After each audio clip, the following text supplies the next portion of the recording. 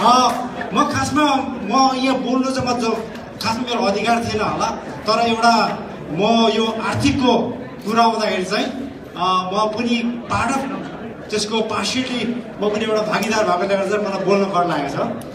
February 21 जब महेन्द्र कटुलज्यूले नयाँ प्रतिनिधित्व लिनुभयो, त्यसपछि अन द स्टेजमा चाहिँ त्यो आर्थिक पारदर्शीको लागि चाहिँ हाम्रो एउटा समिति खडा गरिदिनु भएको थियो, जसको अध्यक्ष कमल गुरुङज्यू हुनुहुन्थ्यो, त्यसको उपाध्यक्ष म थिएँ। हामीले 4 महिना रिसर्च गऱ्यौँ, इन्भेस्टिगेसन गऱ्यौँ, हरेक अध्यक्षज्यूहरूसँग चाहिँ परामर्श गऱ्यौँ, रिपोर्ट निकाल्यौँ। हेर्नुहोस् है, अब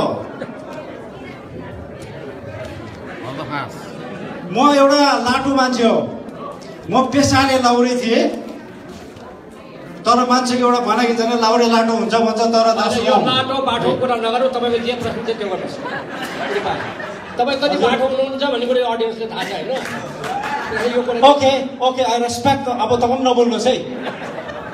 ओके, हेर्नुहोस्, यहाँनिर यस्तो खाले आर्थिक प्रतिवेदन गरिएको छ जुन योगेनजीले पाउनु भएको, त्यो हामीले पाथ्यौँ। यसैको बेसमा हामीले रिपोर्ट निकालेको थियो।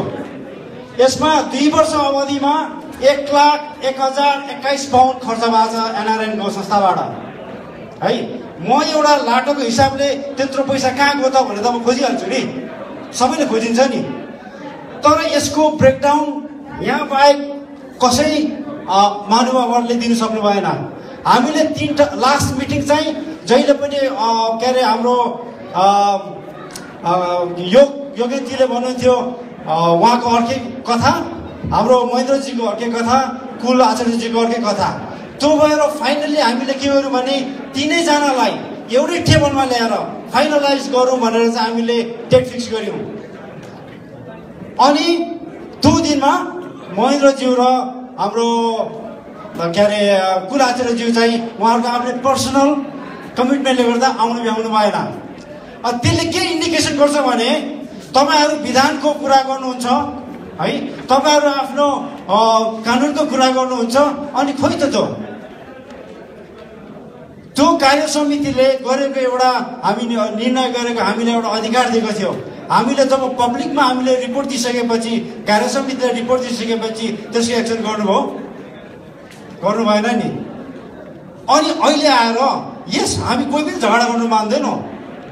एनआरएनमा हामी सबैले राम्रोसँग चलोस् भन्ने हामी सबैको भावना छ।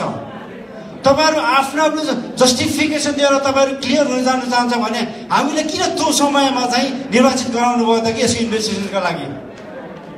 त्यसले गर्दा मैले हजुरहरूलाई के अनुरोध गर्छु भने यो फ्लोरमा यो इन्भेस्टिगेसन आइदर कन्टिन्यू हुनुहुन्छ भने तपाईँहरूले नयाँ कार्य समितिलाई जिम्मा दिनुहोस् अध्यक्ष मण्डलज्यूले, होइन भने आजदेखि नै यसलाई चाहिँ क्लियर गरिदिनुहोस्, नत्र भने यो झमेला लिएर चाहिँ गर्दाखेरि फाइनल कुरो पक्नुहोस्। एउटा आर्गुमेन्ट के थियो भने नट ओन्ली 100,000। जब हाम्रो चाहिँ कुल आचार्यज्यूलाई के क्वेसन गरेको थियौँ भने अगस्त 15मा विदिन 3 मन्थ्समा चाहिँ 39,000 पाउन्डदेखि 8,000 पाउन्डमा घटेको थियो। जब महेन्द्र के अरे योगेन छेत्रीज्यूलाई चाहिँ ह्यान्डओभर दिँदाखेरि 8,000 पाउन्डमा घटेको थियो। हाम्रो त्यति मात्रै थियो कि त्यो पैसा कहाँ गयो, त्यसको ब्रेकडाउन दिनुहोस् भन्ने मात्र हाम्रो क्वेसन थियो, तर त्यो हामीले पाउन सकेको छैन। त्यहाँदेखि उपरान्त त अरू त यहाँ भास्ट छ, भास्टमा छ।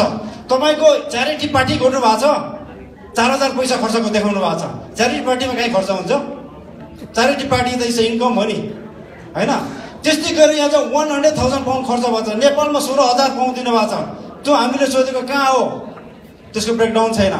तपाईँको वुमेन्स लेडी डे भनेर 12,000 पाउन्ड खर्च भएको छ। खर्च हुन्छ, तर एउटा पार्टीमा एउटा 12,000 खर्च भनेको त त्यसको त हिसाब किताब हुनु पऱ्यो नि।